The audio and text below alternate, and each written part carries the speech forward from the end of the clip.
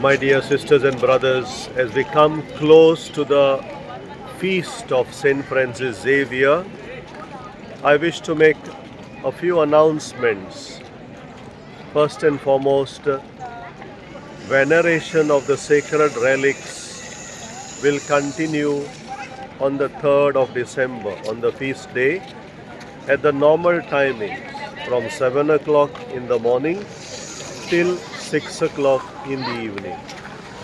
You may have heard of or seen some rumors, some messages saying that veneration will be closed on the 2nd and 3rd. It will not be closed. Veneration will continue at the normal timings.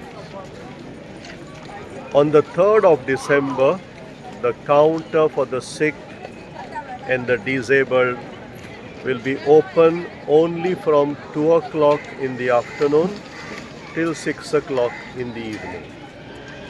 In the morning half, the counter will be closed. Those who want to use the facility of a wheelchair, they need to produce a pass issued by the exposition committee. These passes can be obtained through your parish priest or also at the counter for the sick and the disabled. You have to produce a letter from your parish priest or a certificate, an original certificate from a doctor, or maybe a disability certificate issued by the government. We humbly request your collaboration so that we may make use of these facilities in the best possible way.